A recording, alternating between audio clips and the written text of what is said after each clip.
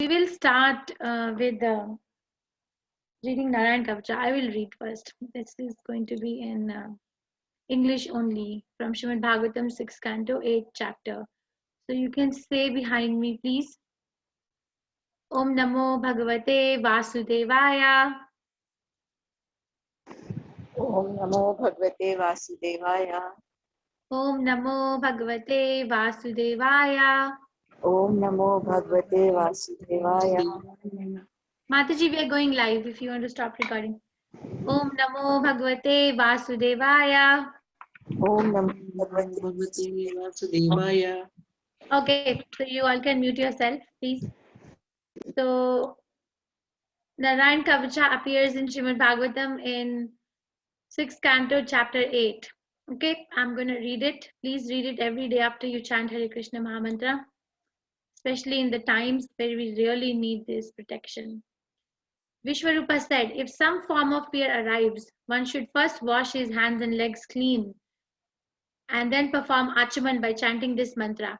Om apavitro pavitro va sarvashtangato api va yasmaret pundarikaksham sabhaya antara suchi Shri Vishnu, Shri Vishnu, Shri Vishnu. Then one should touch kusha grass and sit gravely and silently facing north. When completely purified, one should touch the mantra composed of 8 syllables to the 8th part of his body and touch the mantra composed of 12 syllables to his hands. Thus, in the following manner, he should bind himself with Narayan coat of armor.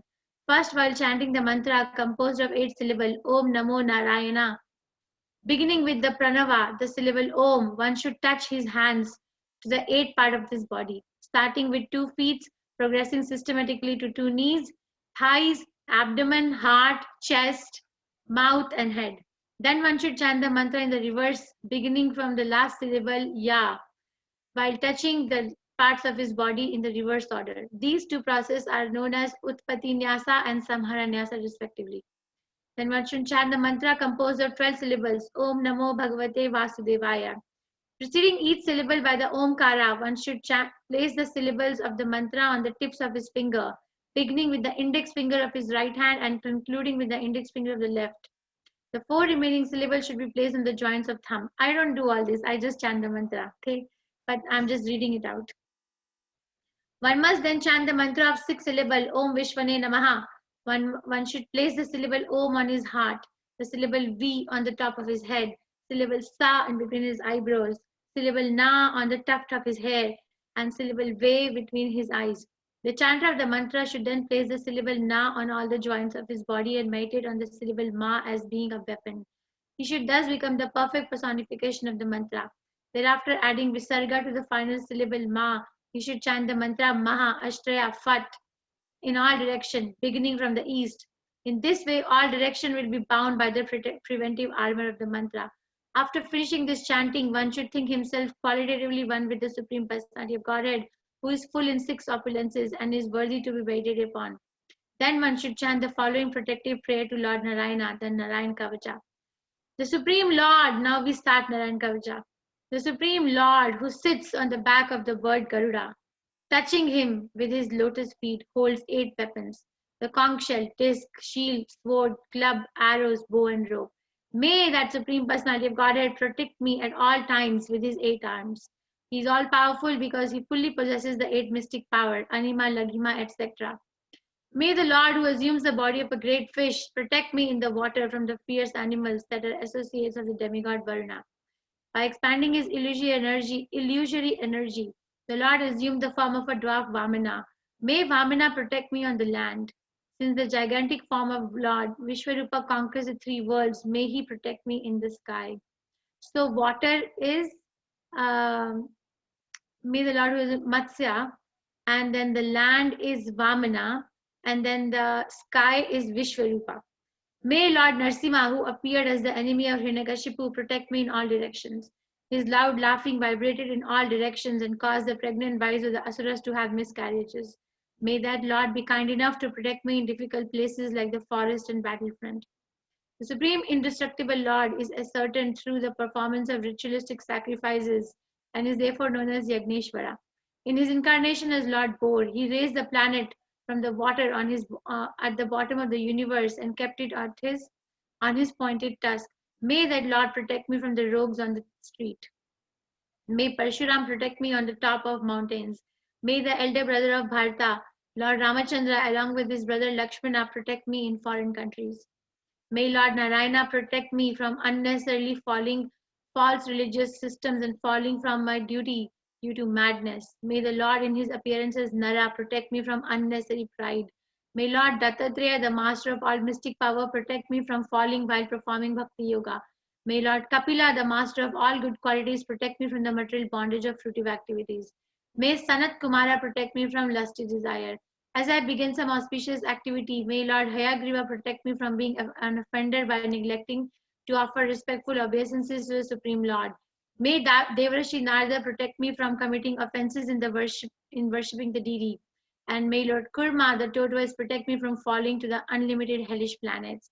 May the Supreme Personality of Godhead in his incarnation as Dhanvantari relieve me from undesirable eatables and protect me from physical illness. May Lord Rishabdev, who conquered his inner and outer senses, protect me from fear produced by the duality of heat and cold. May Yagna protect me from defamation and harm from the populace. And may Lord Balram as Shesha protect me from envious serpents. May the personality of Godhead in his incarnation as Vyasdev protect me from all kinds of ignorance resulting from the absence of Vedic knowledge.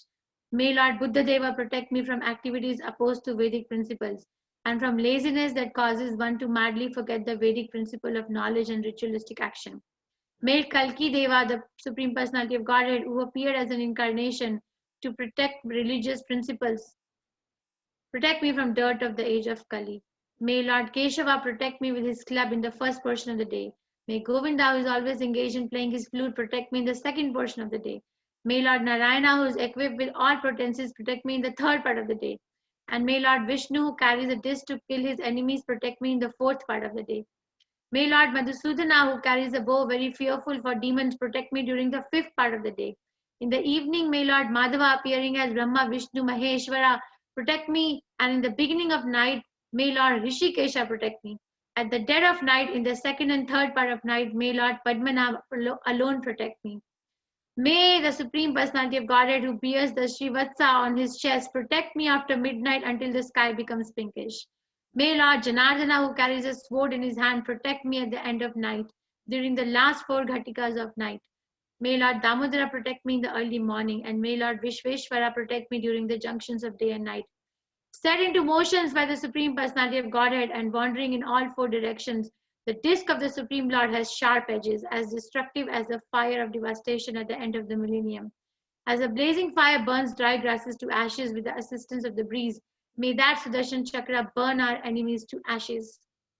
O club, in the hands of Supreme Personality of Godhead, you produce sparks of fire as powerful as thunderbolts, and you are extremely dear to the Lord. I am also his servant. Therefore, kindly pound to pieces the evil living beings known as Kushmandas, Venakya, Yaksha, Rakshasas, Bhutas, and Grihas. Please pulverize them. O best of conch shell, O Panchajanya in the hands of the Lord, you are always filled with the breath of Lord Krishna. Therefore, you create a fearful sound vibration that causes trembling in the hands of enemies like Rakshasas, Pramatha ghosts, Pretas, Matas, Pishashas, and Brahmana ghosts with fearful eyes. O King of sharp-edged sword, you are engaged by the Supreme Personality of Godhead. Please cut the soldiers of my enemies to pieces. Please cut them to pieces. O shield marked with 100 billion moon-like circles, please cover the eyes of the sinful enemies. Pluck out their sinful eyes. May the glorification of the transcendental name, form, qualities, and paraphernalia of the Supreme Personality of Godhead protect us from the influence of bad planets, meteors, envious human beings, serpents, scorpions, and animals like tigers, and wolves. May it protect us from ghosts and the material elements like earth, water, fire, and air. And may it also protect us from lightning and our past sins. We are always afraid of these hindrances to our auspicious life. Therefore, they may all be completely destroyed by chanting of the Hare Krishna Mahamantra. Lord Garuda, the carrier of Lord Vishnu, is the most worshipable Lord, for he is as powerful as the Supreme Lord himself. He is the personified Vedas, and he is worshipped by selected verses. May he protect us from all dangerous conditions, and Lord Vishvakshena, the personality of Godhead, also protect us from all dangers by his holy names. May the Supreme Lord of Godhead's holy name his transcendental form, his carriers, and all the weapons decorating him as personal associates protect our intelligence, mind, and life air from all danger. The subtle and gross cosmic manifestation is material, but nevertheless, it is not different from the Supreme Personality of Godhead because he is ultimately the cause of all causes. Cause and effect are factually one because the cause is present in the effect.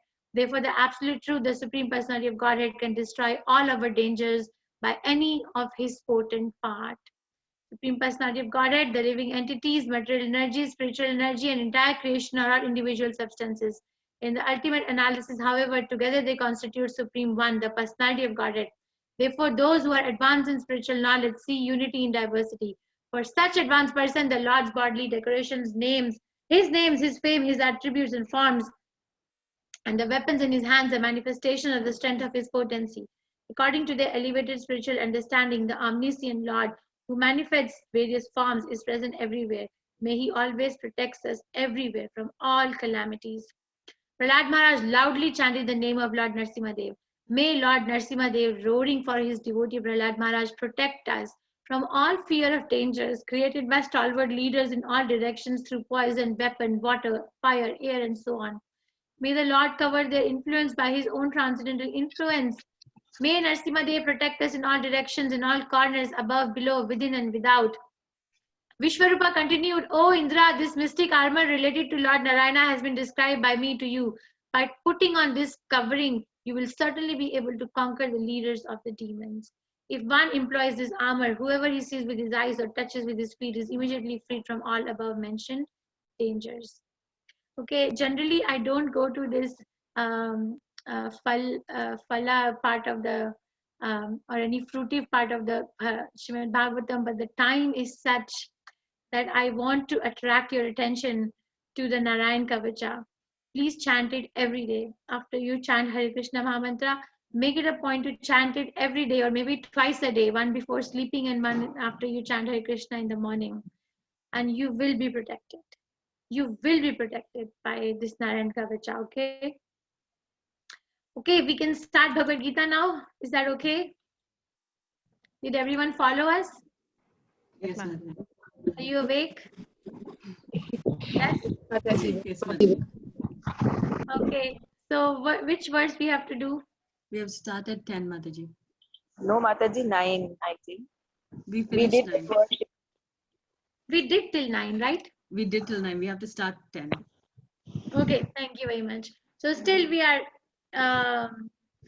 studying the first 10 verses of chapter where Krishna describes his potencies. Krishna describes Bhagavad Gita's history. Krishna describes why he comes and when does he come and what is the difference between our body and Krishna's body. That's what we have been discussing. Okay, verse number 9. This particular time, we have to become more Krishna conscious. The condition is very bad in India. I'm sorry, I'm talking because I'm feeling overwhelmed myself for days now. So please don't look for any other shelter other than Krishna right now. Really, this is the real test for all of us. Okay, so we were studying in 9th verse that one who knows the transcendental nature of my appearance and activities does not upon leaving the body take his birth again in this material world, but attains my eternal abode, O Arjuna. This is the benefit of knowing Krishna. This is Janma Karma Chame Divyam. Right, this is the verse. Evam yo veti tatpataha tyaktya deham punarjanma naiti mam iti. So Arjuna. Okay. Okay, we can read 10th verse. Who wants to read? Some of you can raise your hands. I'll read, Please. Mataji. Okay, sure, Mataji. Verse number 10. Vita raga bhaya krodha manmaya mam uparshit bhavo jnana tapasya tuta madbhavam agata. Translation.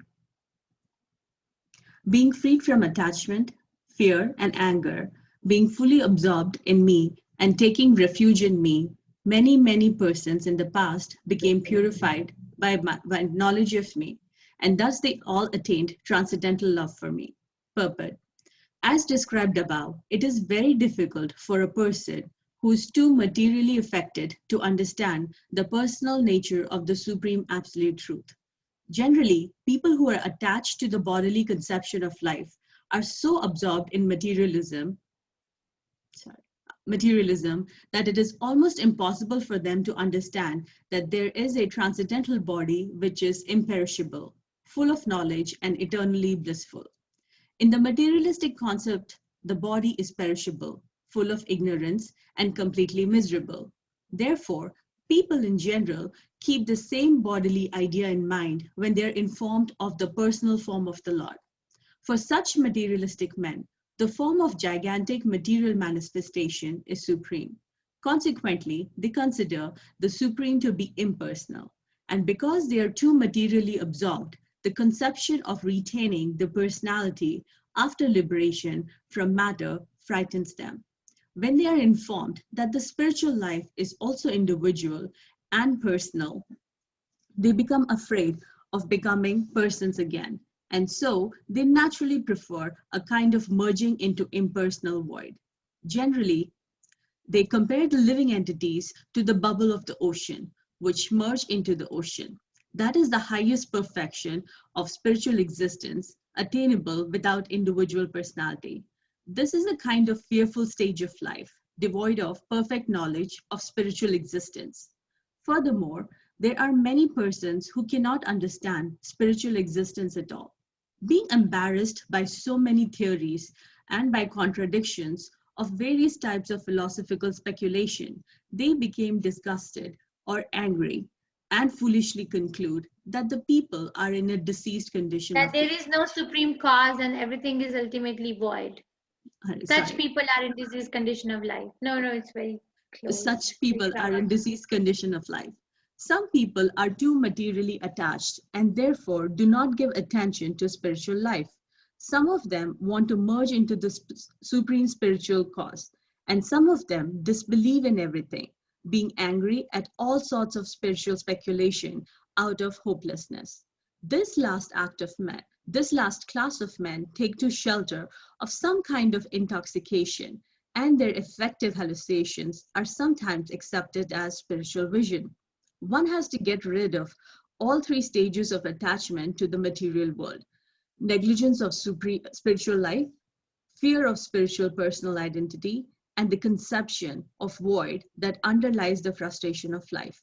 To get free from these three stages of material concepts of life, one has to take complete shelter of the Lord, guided by the bona fide spiritual master, and follow the disciplines and regulative principles of devotional life. The last stage of devotional life is called bhava, or transcendental love for the Godhead. According to Bhakti Rasamrita Sindhu, the science of devotional service, adhau shraddha tatha sadhu sango atha bhajana kriya tatho anartha nivarti shat tatho nishta ruchi tatha atha shaktis tatho bhavas tatha prema bhayanchanti sadhakanam ayam premha pradhurbhave bhavet karmaha. In the beginning, one must have a preliminary desire for self-realization. This will bring one to the stage of trying to associate with persons who are spiritually elevated. In the next stage, one becomes initiated by an elevated spiritual master, and under his instruction, the neophyte devotee begins the process of devotional service. By execution of devotional service under the guidance of the spiritual master, one becomes free from all material attachment, attains steadiness and self-realization, and acquires a taste of hearing about the absolute personality of Godhead, Sri Krishna. This taste leads one further forward to attachment of Krishna consciousness, which is matured in bhava, or the plenary stage of transcendental love of God. Real love for God is called prema, the highest perfectional stage of life. In the prema stage, there is a constant engagement in transcendental loving service of the Lord. So, by the slow process of devotional service, under the guidance of a bona fide spiritual master, one can attain the highest stage, being freed from all material attachment, from the fearfulness of one's own one's individual spiritual personality and from the frustration resulting from void philosophy. Then one can ultimately attain the abode of Supreme Lord. Hare Krishna. Very nice. Thank you so much, Mataji. So long. So, Vitaraga Bhaya Krodha Manmaya Umam Upashitaha. Bhavo Jnana Tapasa Puta Mad Bhavam Agataha. Being freed from three things. What are the three things? Attachment, fear, and anger. Being fully absorbed in me and taking refuge in me. Many persons in the past became purified by knowledge of me, and thus they all attained transcendental love for me. Okay, so attaining transcendental love for Krishna is not so easy. Is not so easy. Yesterday, I announced in the Isopanishad class that if someone is not has not reached to the level of giving me a commitment of chanting one round of Hare Krishna Mahamantra, then there will be some regulation in my further advanced studies entrance. Okay, and then one devotee messaged me later in the day that that they don't want to chant. They want to just hear, but they don't want to commit to chanting. This is attached to this. It's relevant. That's what I'm saying. So I said that then you can come back to the 18-day Bhagavad Gita classes. There is no restriction there, but there is going to be a restriction for advanced classes, at least by me and Namanishta Prabhu, and slowly other teachers are going to pick up. But then they didn't like it. I could make out they didn't like it. But the thing is, they were thinking that I'm forcing, but I'm not forcing. Unless and until you're taking up chanting of the Hare Krishna Mahamantra, what are you doing here anyway? Right? If you have not come to the conclusion and conviction that I have to chant Hare Krishna Mahamantra, no amount of philosophical knowledge is going to give any satisfaction. It's not going to happen. It's not, because in the heart of heart, okay, Bhagavad Gita is my heart and soul. Krishna is so dear to me. Where is the activity? Where is the proof? If the God is in the heart, then bring it out. Chant. Where is the proof? Okay, so Srila Prabhupada, this is Srila Prabhupada's order. I'm not making it. It's not the product of my mind. It's Srila Prabhupada's order. If you love Krishna, show it. Why to hide it? When we love our children, but we show it, right? We show it. We cook for them, we take care of them, or if we love our house, we show it. If we love our family, we show it. If we love our job, we show it. Then why are you not showing that your love for Krishna? Not love, but a desire to love to Krishna. Why are you not showing it? I need to see it. This is Srila Prabhupada's standard. And if Srila Prabhupada has said something, it needs to be done. Okay, so if we are not doing it, then we have one of the three reasons. Now we have to figure out, this is what Krishna is saying. One of the three reasons it has been brought and broken up for us: attachment to the material world. There's an attachment. I want to do Krishna consciousness, but I'm also very happy with what I have in my life. One Mataji in 18-day Bhagavad Gita class, I don't remember which month, but she was very innocent. She asked the question, Sita, you might remember, that you see, I want to be reborn as a mother of these children, as a wife of this person. I want to be reborn. I like hearing this, but then I'm not looking for salvation. I want to be reborn. Okay, then that's your headache. I mean, that's not my headache actually.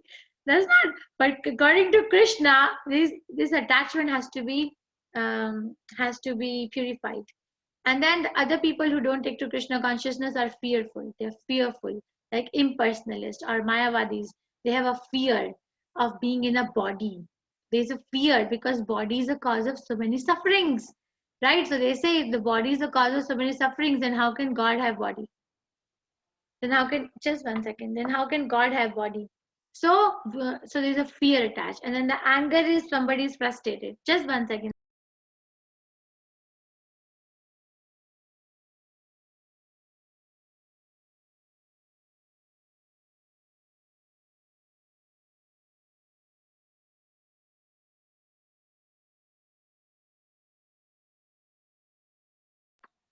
I'm 24/7 on call for India nowadays. Sorry. So fear is like by the Mayavadis that the body is fearful. Oh, Brahma Satya Jagat Mithya. Oh, so they don't take to Krishna consciousness. They take to Brahman consciousness, but not Krishna as a person. And then some people are frustrated. They're just simply frustrated with the life they have, that how can God be so partial? So out of the anger and frustration, they don't take to Krishna consciousness. So these are the three obstacles. Now recognize what is your obstacle. Attachment, fear, anger, or all of them, and in what percentage is what. Because Krishna says that once we become free of this, then only we can see ourselves as a soul or part and parcel of Krishna. And this whole purpose, Srila Prabhupada went on describing the three elements: attachment, fear, anger. He emphasized a lot on the fear part, on the impersonalist, and a little bit of an attachment and a little bit of an anger. That's what he's doing. But then he also emphasized that once, if somebody has faith, a little bit of a faith, now let me try this life out. Then they start. Shraddha is the beginning, faith is the beginning. And then by the faith, these are the 9 stages. What happens? One seeks sadhu sangha. One seeks the association of devotees who are trying to be Krishna conscious. And when they seek that association, then what are they gonna do? Bhajan kriya. They're gonna do bhajan and kriya.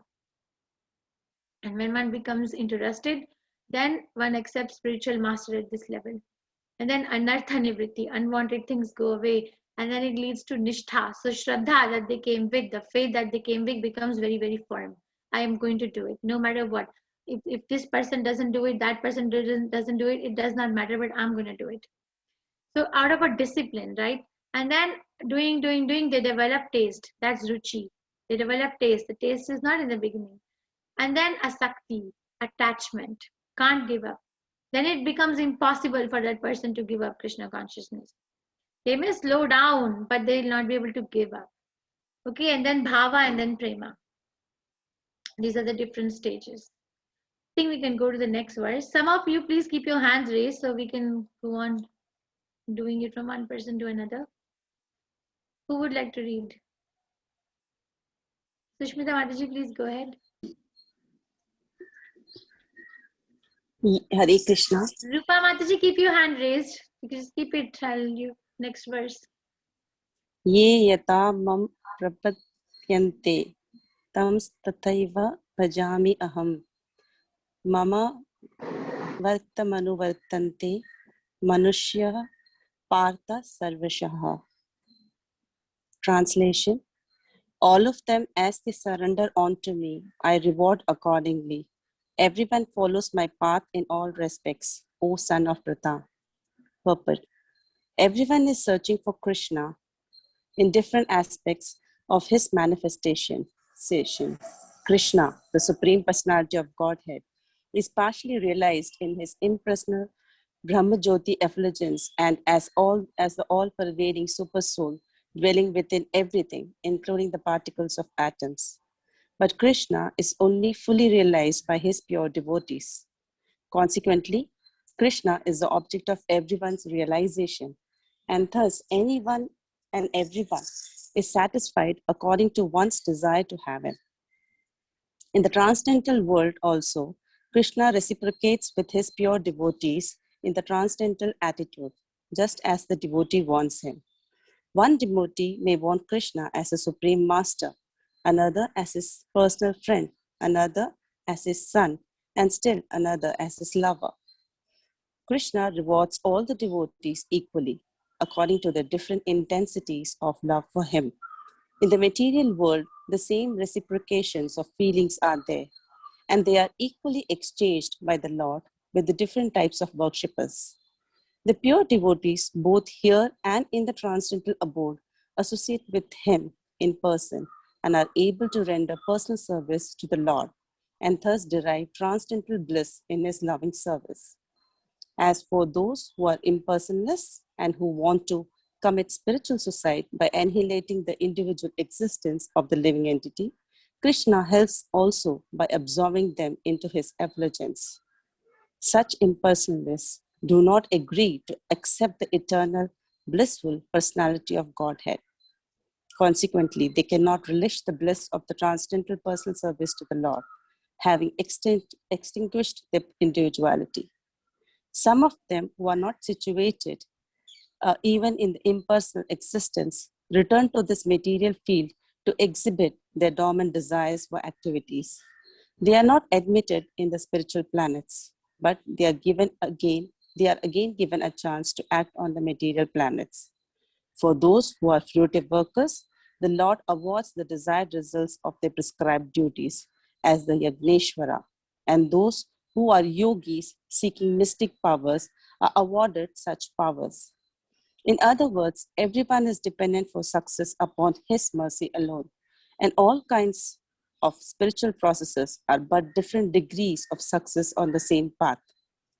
Unless, therefore, one comes to the highest perfection of Krishna consciousness, all attempts remain imperfect, as it is stated in Srimad Bhagavatam. Akamaha sarvo kamo va moksha kama udharihi tivrena bhakti yogena yajita purusham param. Whether one is without desire, the condition of the devotees, or is desirous of all fruitive results, or is after liberation, one should, with all efforts, try to worship the Supreme Personality of Godhead for complete perfection, culminating in Krishna consciousness. Bhagavad Thank you, Gita, Mataji. yeah, thank you. Hare Krishna. So now the question arises that so far we have heard wonderful qualities about Krishna, right? Now the question arises that is God partial? Is there a partiality in terms of God that some people are, there are different strata or divisions amongst different species and within one species, someone is higher, someone is lower. Is God partial? This can be a good topic of discussion. Is God partial? He says, I'm not partial. I am not partial. He says, all of them as they surrender. Ye yatha mam prapadyante tam satheva bhajami ham. So first move is from us. As they surrender to me, I reward accordingly. Everyone follows my path in all respects, O son of Pritha. So Prabhupada is giving example from different angles about how are we surrendering to Krishna. We are surrendering to Krishna. First, he picks up from the Srimad Bhagavatam that somebody surrenders to Krishna as his Brahman feature. So Krishna reveals that. Somebody surrenders to Krishna as a Paramatma feature. So Krishna reveals that. But a pure devotee surrenders to Krishna as in Krishna's feature. Krishna also reveals that. And when somebody associates with Krishna as in Krishna's real feature, real form, then there are these rasas or mellows which are exchanged. Master, personal friend, son, lover, all these things. Okay, in the material world, we have all these exchanges or reciprocations. We have all of them. But first of all, they are not shashwat or they are not eternal. But we also have a chance. This is a very nice line. In the material world, the same reciprocations of feelings are there, and they are equally exchanged by the Lord with different types of worshippers. So even in this world, if I develop the stage of bhakti, bhava stage of bhakti, it will be revealed to me that what is my relationship with Krishna in this body itself. In this body itself, we come to know. This is astonishing that what is my real relation with the Supreme Personality of Godhead. So when someone is a pure devotee, they know. That is the definition of a pure devotee. Some people ask us, 2 days ago, one Mataji was asking me that it was in Hindi class, that sometimes I look at Laddu Gopal as my child, the other time I look at Laddu Gopal as my lover. So what is my emotion for him? So when somebody asked you this question, I told her that she had children, the Mataji had children. So I asked that when you address your children, do you ever get confused whether your child is your child or whether your child is something else? Never get confused. So the very reason that we are, getting confused or not clear is that because we are not on the elevated stage of bhakti. So we should not speculate.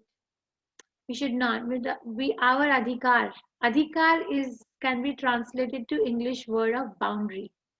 Every relationship has a boundary, right? And our adhikar or boundary is that I can just render devotional service to Krishna. No speculation.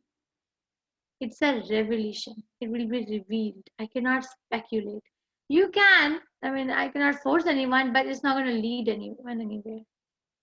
Okay, now Prabhupada is talking about, this is one level of surrender, and then there's another level of surrender that Prabhupada is talking about. which includes three classes of people. One is impersonalist. Impersonalists want to merge in the Brahman effulgence. Krishna allows that. Another is karmi or fruitive workers. So fruitive workers want to get some benedictions from Krishna. Krishna is called Yagneshwara. They want to perform their prescribed duties, but with the element of emotion that Krishna is going to fulfill my fruitive desires. They approach Krishna, but they approach with this exchange, not for Krishna to reveal. So yatha mam prapadyante, right? So Krishna does that.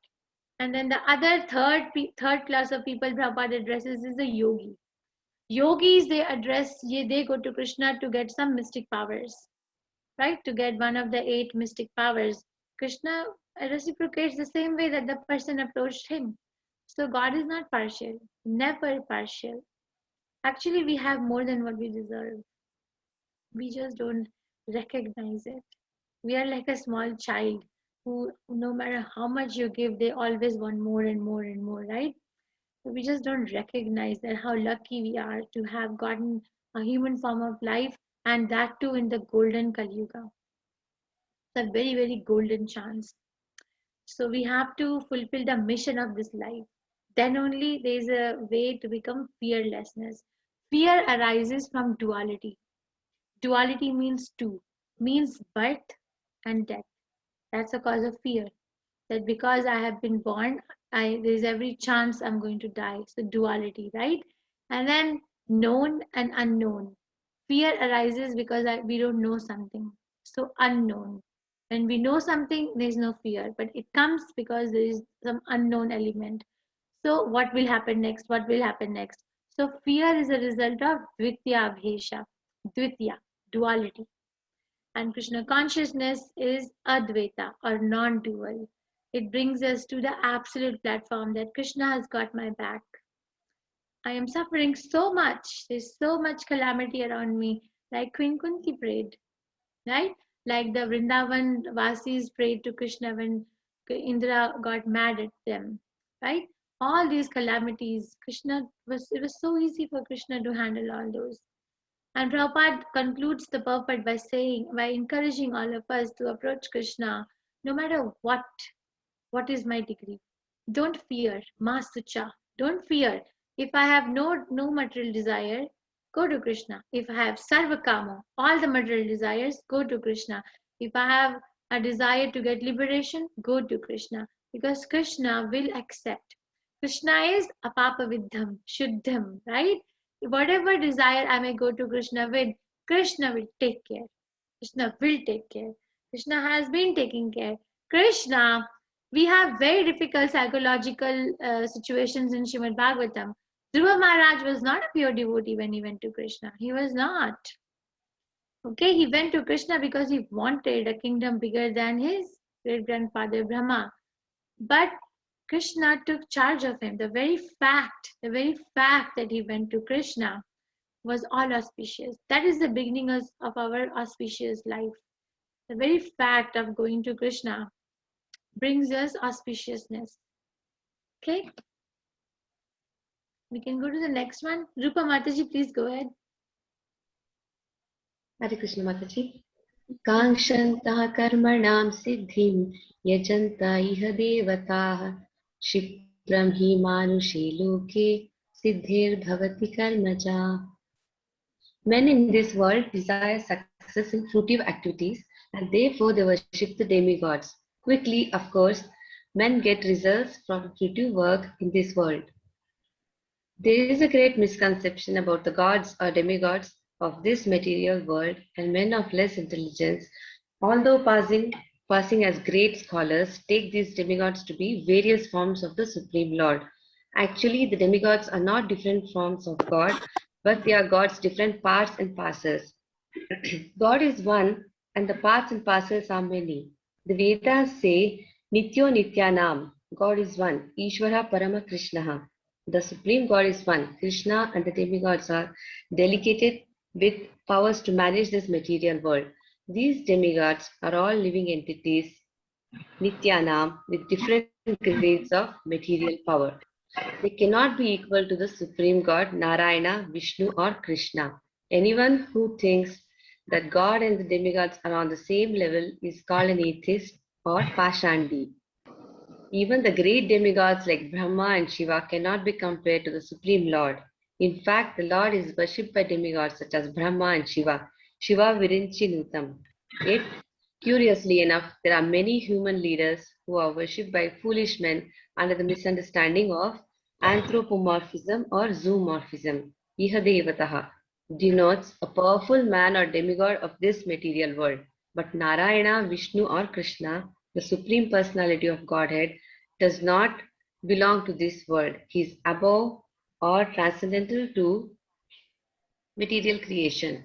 Even Sripada Shankaracharya, the leader of the impersonalists, maintains that Narayana or Krishna is beyond this material creation. However, foolish people, Kritanjana, worship the demigods because they want immediate results. They get the results but do not know the results so obtained are temporary and are meant for less intelligent persons. The intelligent person is in Krishna consciousness and he has no need to worship the paltry demigods for some immediate temporary benefit. The demigods of this material world, as well as their worshippers, will vanish with the annihilation of this material world. The boons of the demigods are material and temporary. Both the material worlds and their inhabitants, including the demigods and their worshippers, are bubbles in the cosmic ocean. In this world, however, human society is mad after temporary things such as temporary opulence of possessing land, family, and enjoyable paraphernalia. To achieve such temporary things, they worship the demigods or powerful men in human society. If a man gets some ministership in the government by worshipping a political leader, he considers that he has achieved a great boon. All of them are therefore kowtowing to the so-called leaders or big guns in order to achieve temporary boons, and they indeed achieve such things. Such foolish men are not interested in Krishna consciousness for the permanent solution to the hardships of material existence. They're all after sense enjoyment, and to get a little facility for sense enjoyment, they are attracted to worship empowered living entities known as demigods. This verse indicates that people are rarely interested in Krishna consciousness. They are mostly interested in material enjoyment and therefore they worship some powerful living entity. Very nice. Thank you, Mataji. You read so nicely. So, Prabhupada, Krishna is revealing to us that what are our blockers? Our blockers are Vitarag Bhaya, attachment, fear, and anger. And then what is our blocker? Our blocker is that we don't really surrender completely. We surrender either to Brahman feature or Paramatma feature, but Bhagwan feature is rare. And then what is the other blocker? We don't surrender because somebody is attached to impersonalism, or because somebody is a karmi, or because somebody wants to be a yogi. And then goes on. Now he goes on to explain one after another that karmi, right? Karmi. So how is a karmi person? Karmi person wants to surrender to demigods because he wants to achieve some fruitive activity, something that he has to gain from this material world. That if I do this, then I should get the result immediately. I have seen many people in my life. You must have seen too, that if somebody has a contact in some big officer or so, they say, oh, that person I know. Your work will be done. I know that person. Have you had those experiences? You can unmute and tell me. You all have the power to unmute. Those experiences that, oh, I know such big men in the parliament or in this or in that. Have you had those experiences in your life? Meeting such people? Yes. Yes, Mataji, yes. Right? So if we get attached, thank you. So if we get attached to Griha Vratanam, so if we get attached to such nice circle of friendship or family or society, then where is Krishna? Where is Krishna? Prahlad Maharaj says in 7th Canto Srimad Bhagavatam, Mati, Mati, na Krishne, Parato Svatova, Mitta Vipadyeta Griha Vratanam. Adanta Govir Vishutam Tamishram, Punah Punah Charvita Charvananam. So the Mati, the intelligence to worship Krishna, na Krishna, will not come in the mind of who? In the mind of a person who is even if they are trying to endeavor themselves, or they endeavor with their society, or they endeavor with their family, still the mati, the intelligence to worship Krishna, is not going to come. Why? In whose heart it will not come? In the heart of a person who is griha vratanam ananta kotir vishadam tamishram, who is thinking that this family, the nest of family, is very comfortable, but actually it is a dark, deep well. He says a dark, adanta kotir vishatam tamishram, dark, deep well. Imagine for a second, just imagine if I have fallen into a dark, deep well. It'll be very difficult for me to look at the sky and see whether it's sun, it's day or night, right? Imagine like 100 feet under the ground, and it's very, very dark. I won't be able to see. Like that, if somebody who is very comfortable in the family society or their friendship circles, they are actually in the dark, deep well. Punah punah charvita charvananam, they go on chewing the same thing, go on chewing the same thing. Chewing the chewed, go on, but Matina Krishna. So that's fruity that they want. The fruity people are pious in the sense that they recognize somebody is higher to them and there is an authority, but they fail to recognize the absolute authority. They stop somewhere in the middle. I was listening to Prabhupada's lecture today. He was saying that, let's say that somebody is caught. Now the main agenda is that the prisoner has to satisfy the demands of the CBI, not the CBI, the chief, police chief, right? The police chief says you behave well or you do this, your punishment will be minimized. But this prisoner gives bribe to a constable. Prabhupada was saying that prisoner gives, so that is not proper. Avidhi purvakam, that's not a proper vidhi. So that's what is the difference between worshipping Krishna and worshipping demigod. Okay, but still these people are pious, still they are in the mode of goodness. He himself says that in 17th chapter. Still, sorry. Okay, because, and what is my knot to go to someone else other than Krishna? What is my knot? Prabhupada has cut all these knots. He's cut all the knots. What is my knot? Why will I go? That I want to, I am mad after some temporary things, such as material opulence of possessing land, family, and enjoyable paraphernalia. Okay, and then then we go to worship some so-called god, man-made god.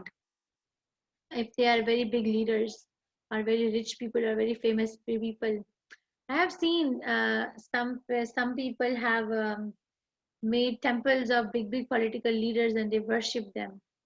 I saw when the US elections were going on, I saw in the advertisement, one person in India made a temple for Donald Trump.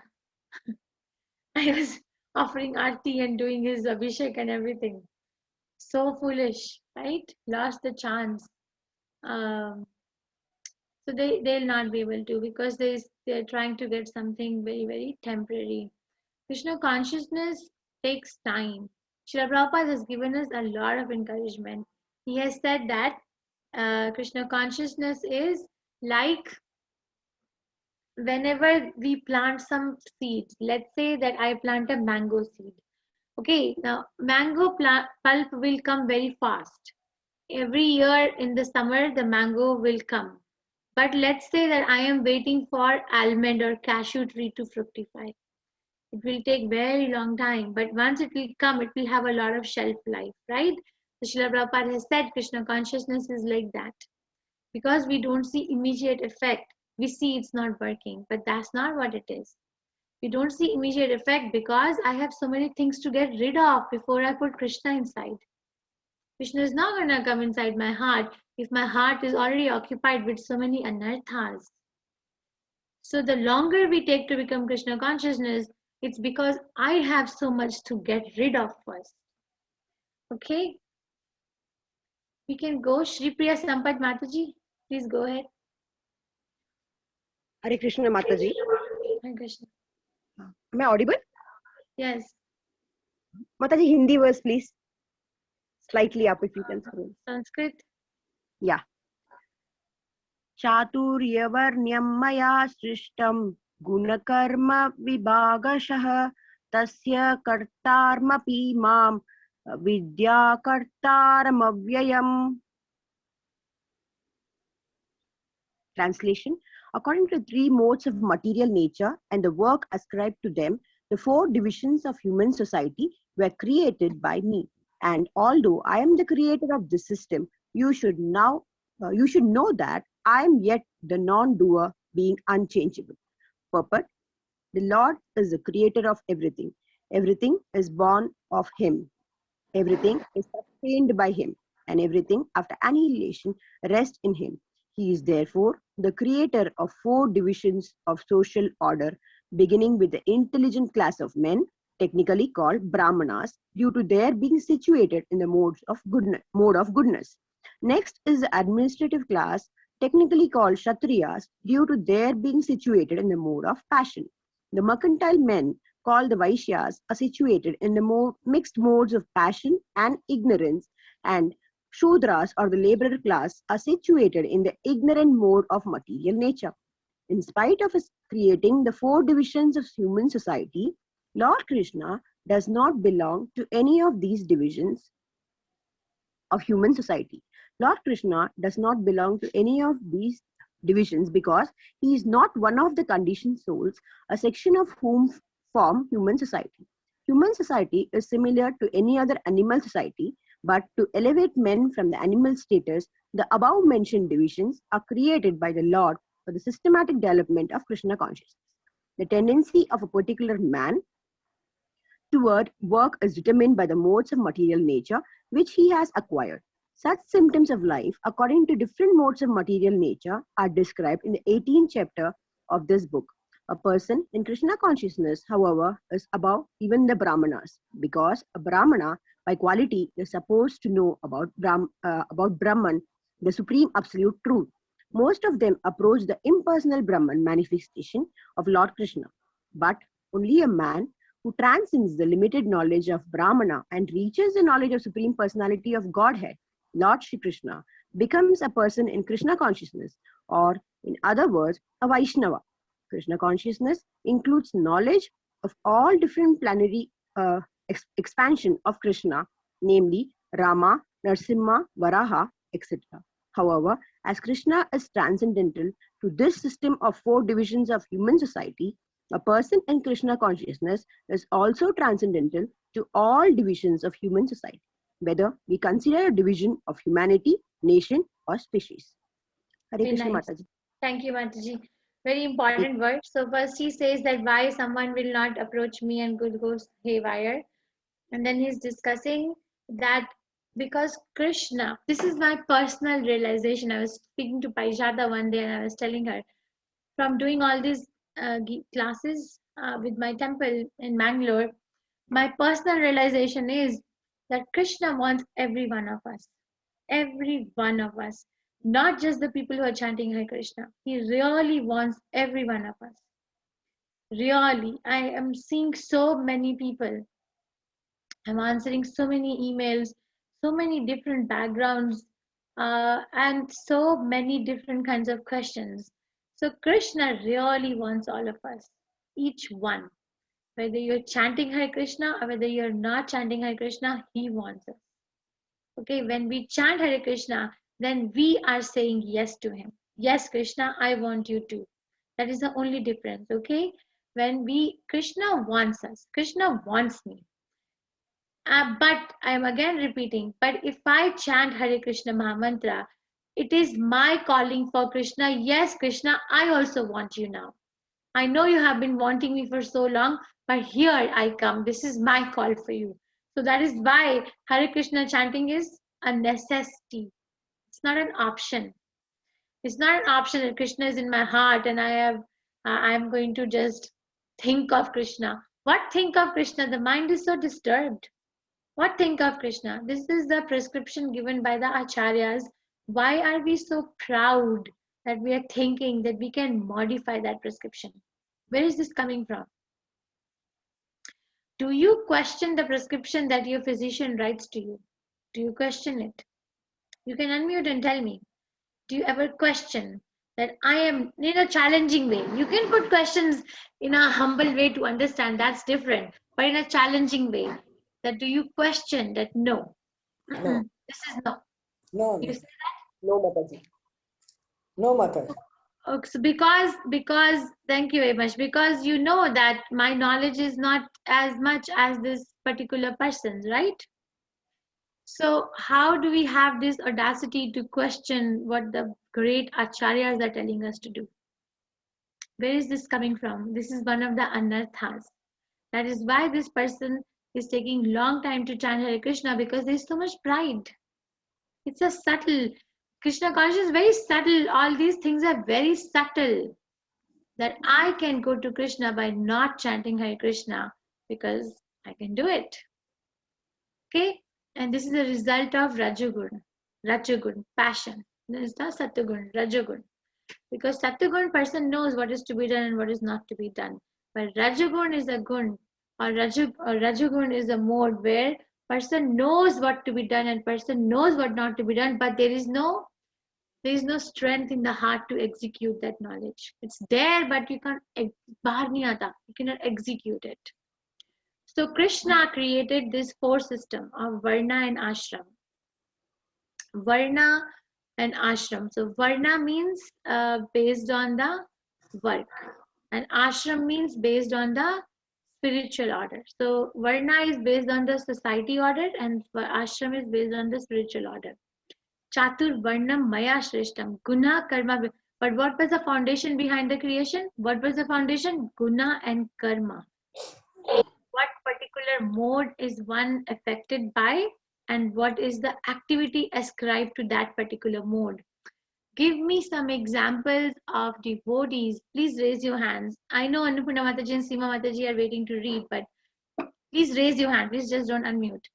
That give me some examples on the Shastras where the devotee who surrendered to Krishna was a Brahmana from get-go. His Varna was Brahmana, and his ashram was, we can say, Brahmachari or Sannyasi from the get-go. Give me some example.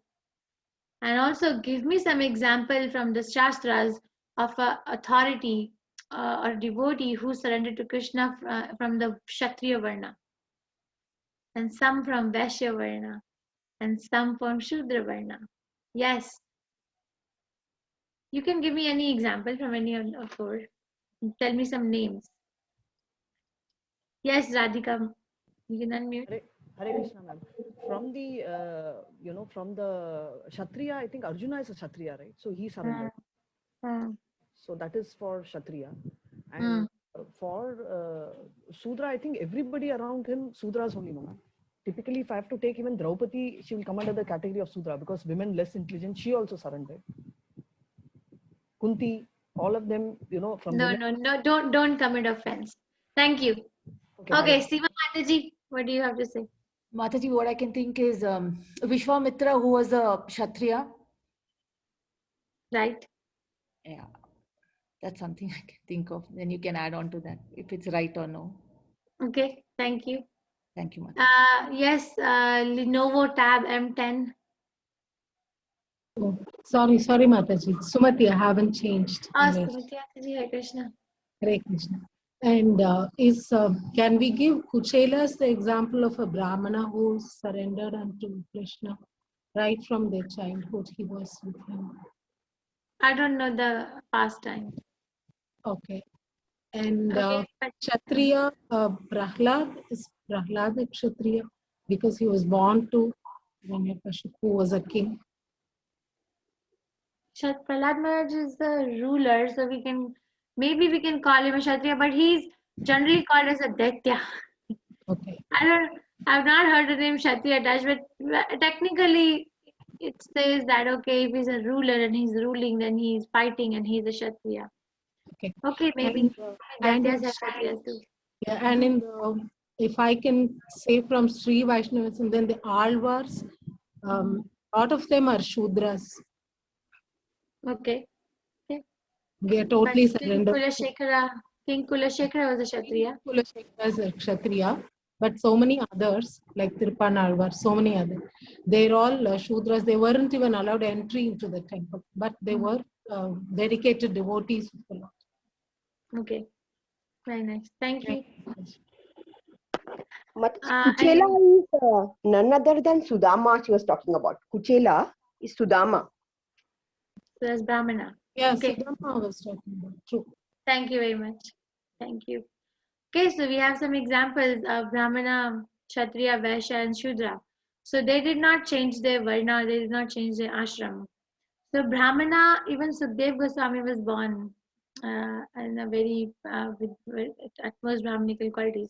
We can say he was above Brahmana too, he was a Vaishnava, but he was a Brahmana too because he already had Vedic knowledge. Right? And then Kshatriya, the well-known example is that of Arjuna. The Vaishyas, Nand Maharaj, Mother Yashoda. Okay, and the Shudras is, I remember the name of this Mrigari, hunter Mrigari. So that's a Shudra quality, right? Or even below Shudra. And below Shudra who surrendered to Krishna were Jagai and Madai, Lechas and Yavanas, 6th grade, 5th grade men. Prabhupada talks like this.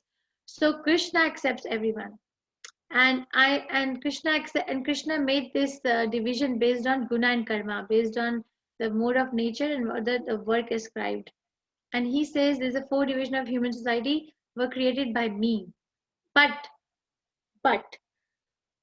Krishna created, the system, but Krishna is not the doer. He's still non-doer. Krishna is, you cannot say God is a Kshatriya, God is a Brahmana, God is a Vaishya, God is a Shudra. No. He just did it and he's aloof from it. For example, if you are an architect, you design someone's house, you may be designing a temple. Okay, an architect may be designing somebody's house which is very small. An architect may be designing a palace. Architect may be designing a slaughterhouse, right? But they do their business. They're not attached. Right, that Krishna did his part, but he's not. You cannot say Krishna comes under one of the society order or one of the spiritual orders. He still remains aloof from it. And the body of Krishna is compared to Brahmana, Kshatriya, Vaishya, Shudra. The head is compared to Brahmana, intelligent class. The arms are compared to Kshatriyas for protection. The thighs are compared to Vaishyas for Krishna. And the legs are compared to the Shudras. So we cannot say that the Shudras are less important. Would you like to have a body without legs? Would you like to have a body without legs? Cut off the legs. No, right? So like that, everyone is important. Everybody is important in Krishna consciousness. Everybody has a space. And everybody should be respected and accepted. Srila Prabhupada's one of the missions in ISKCON is to establish this Varnashram Dharma. And Prabhupada teaches that there are different kinds of Varnashram Dharma, but the type of Varnashram Dharma that Srila Prabhupada wanted to establish is called as Devi Varnashram, where this 4 society of spiritual order and 4 society orders are done. It's not done yet. Prabhupada made Gidanagri, West Virginia farm community, New Vrindavan, encouraged his disciples to open these farm communities, open gurukuls for this reason only. Okay, for this reason only. My Guru Maharaj was telling the other day one pastime of Prabhupada.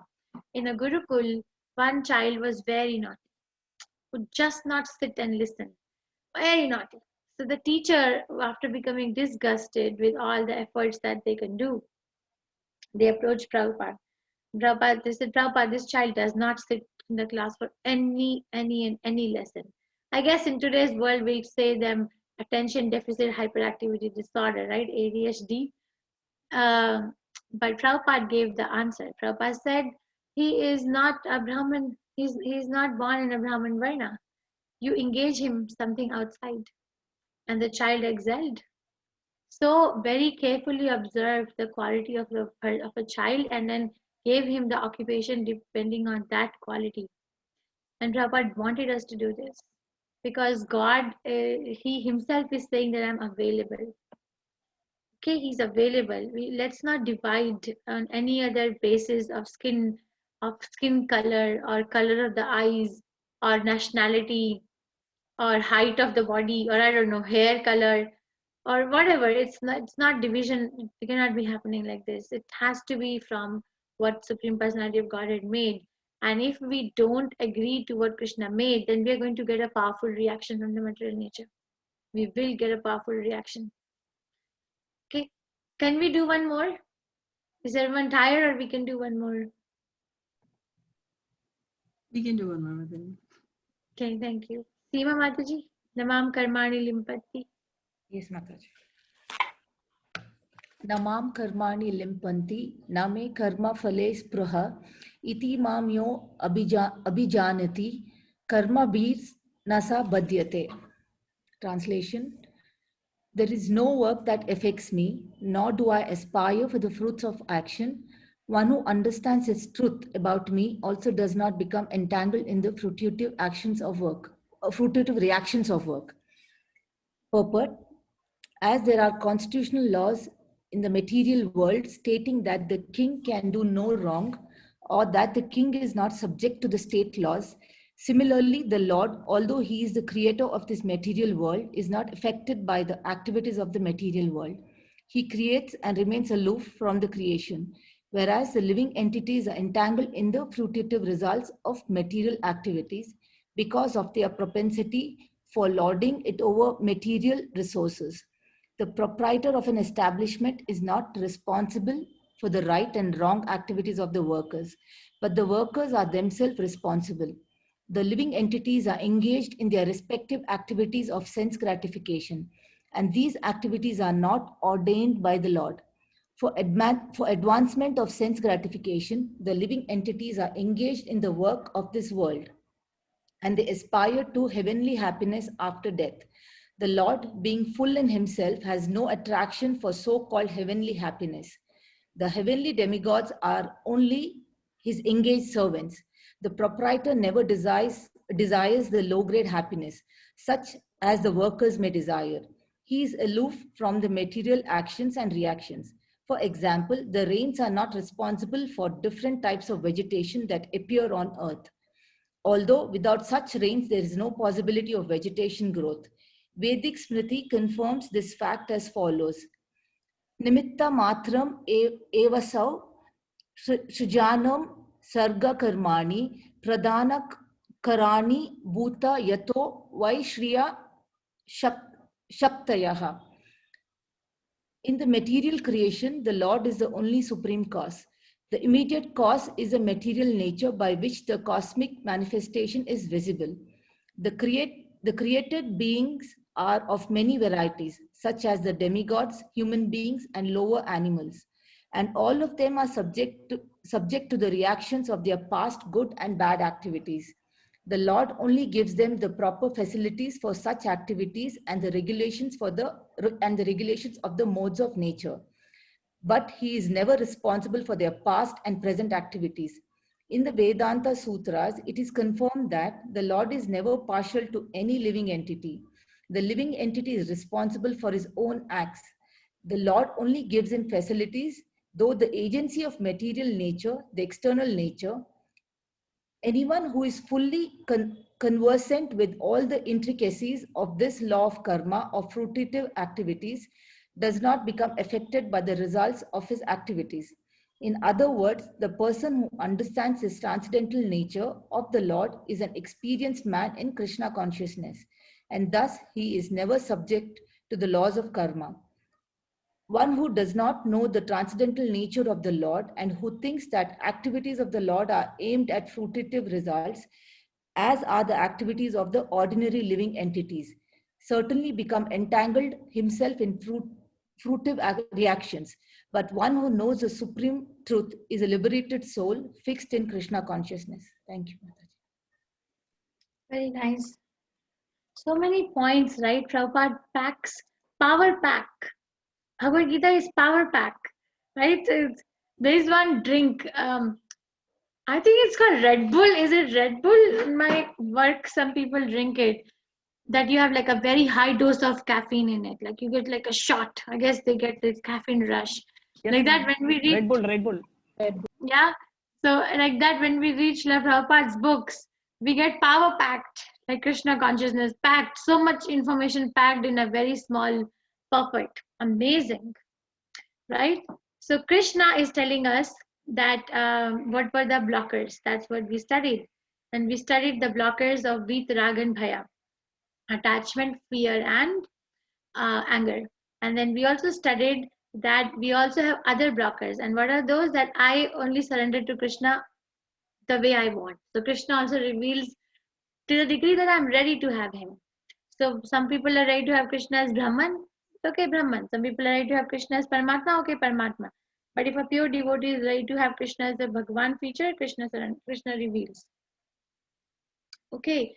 And then the other part we studied is that some people want to have Krishna as impersonal, God is power. Okay, fine, God is power. He reveals that potency of his. Some karmis approach Krishna so that they can get their karmic agenda fulfilled. Okay, fine. Krishna is Yagneshwara.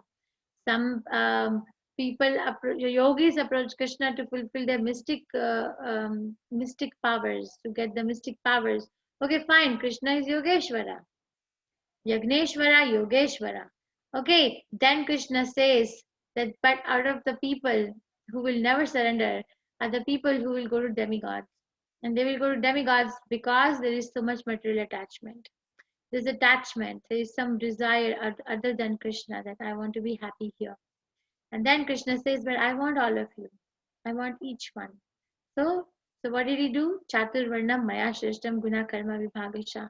He divided the society into 4 divisions which are based on guna and karma. Guna, based on guna, is the 4 activity or 4 society orders, which is like Brahmana, Kshatriya, Vaishya, and Shudra. Karma, what is your karma? Based on that, sannyas, sannyasi, brahmachari, grihastha, and vanaprastha. So Krishna did that. And then he said a punchline that even though I created it, I'm still away from it. And we discussed it. That even though an architect, I gave an example of an architect who makes blueprint for so many things, but he remains aloof from it. And then Krishna further clarifies his situation in this particular verse, that I don't get affected by any work. There's no work that affects me, nor do I aspire for the fruits of action. There is no work that affects me, and there is no fruit of action that I look forward for. One who understands this truth about me also does not become entangled in the fruitive reactions of work. Okay, so this understanding is so powerful that if I understand that Krishna also does not become entangled by this, then I also get freed. Krishna gives me freedom too. So over here, what was striking to me was that Prabhupada says a proprietor of an establishment is not responsible for the right and wrong activities of the workers, but the workers are themselves responsible. Let's say there is an office, and the office, there is a CEO, and then there is a manager, and then there is a team leader. Like there is a structure like that, right? So let's say that the worker, the employee under the team leader is corrupt. They're not working properly. CEO is not responsible. That particular person is responsible for their activity. Like that, when we do something antagonistic to Krishna consciousness, Krishna is not responsible. Krishna is not responsible. Then what is Krishna doing, which we will study next in next coming chapters? I think it's in 11th chapter. Upadrishta Anumanta, overseer and permitter. Okay, because I am making my arrangement to stay here. That's why I'm acting sinfully. Because I want to stay here, right? Why am I acting sinfully? Why am I hiding stuff from people? Because I really want to stay here. But Krishna says, I am aloof. I'm not responsible. Living entities are engaged in their respective activities of sanskarification, and these activities are not ordained by the Lord. Very, very important. We should do a project on this. That's very, very important. That Krishna is not responsible for telling me that what kind of sense gratification activity I need to do. Krishna is silent there. I am working with my mind and the material nature. That's all. The intelligence is also sleeping at that time. For advancement of sense gratification, the living entities are engaged in work of this world, and they aspire to heavenly happiness after death. This is a decoding. That what is making me do all these things, because I am attached, and then after my death I want to go to the heavenly planets. Okay, so in material creation, Krishna is the supreme cause, but the immediate cause is material nature. And Krishna gives the proper facilities for such activities and regulations of modes of nature, but he is never responsible for their past and present activities. There is a difference between giving a facility and there's a difference between assuming a responsibility of action. Okay, Krishna gives the facility, but he does not take the responsibility. I still have to be responsible, and this only happens in human form of life. It does not happen in the animal form of life or plant form of life because they don't have that kind of consciousness. Human life is a life of huge responsibility. And Krishna is never partial to any living entity. He's never. Partial means that he's gonna give something more to someone and he's gonna hide some share from someone. But Krishna is not doing it. Krishna is giving me the share that I am asking him to give, basically. Somebody may say, why Krishna can't force me? He's God. Why can't he manipulate my mind and make me so much so that I don't want anything other than him? Why can't he force me doing that? You see, that's not gonna work. I was listening to one interview last night by one of the relatives of one of very nice devotees I know of. And he was saying that, you see, my father, he was a very big person in his career, very big scientist. And I told him one time that in my college, I make it to the soccer team. I made it to the soccer team. So my father came all the way from my city just to say to my soccer team head, captain, that don't let my son join your soccer team because soccer team is for the people who are dumb. But then he said, but my father really did not know that I have been a player, I have been a sports person since my school days. I used to hide my medals. I never used to show it to them. But it doesn't mean that I wasn't doing it. So this is the effect. If Krishna forces, why I'm saying this example is because if Krishna was to force us, then we will still do it because we have a little bit of free will. We will still try to hide from Krishna. We actually can't hide from Krishna, but we will still try to do it. Okay, so force is never going to work in a healthy relationship. It's never. It's going to be surrender with intelligence. Surrender with intelligence, with full conviction. That is what is going to take me to Krishna. Force is not. The more we force something, it has a spring effect. It bounces back one time, right? So the living entity is responsible for his own acts. We are responsible. This cannot be more clear than this. A simple, clear English. The Lord only gives him facilities through the agency of material nature and the external nature. Anyone who is fully conversant with all intricacies of this law of karma or fruitive activity does not become affected by the results of his activities. Okay, I am only getting the result of what I did in my past life, any of the past life, may not be the immediate past life that I just passed, but I am just cashing that out. Now what next? What next? Am I going to go on living a life like this, or am I going to do something about it? One who does not know the transcendental nature of the Lord, who thinks that activities of the Lord are aimed at fruitive results, as are the activities of ordinary living entities, certainly becomes entangled himself in fruitive actions, fruitive reactions. So Krishna is not like us. So Krishna consciousness, a person in true Krishna consciousness is already a liberated soul because they have the knowledge of who they are and who Krishna is. This is the Saman Bowman of Krishna consciousness in a nutshell. It's a very power-packed chapter. I think we covered quite a bit shlokas today. So any questions? I summarized what we did today. I do expect one thing, that out of the verses 14, 13, 12, let's see, this one too. Yes, starting from verse 11 till 14, just put it in a tabular form.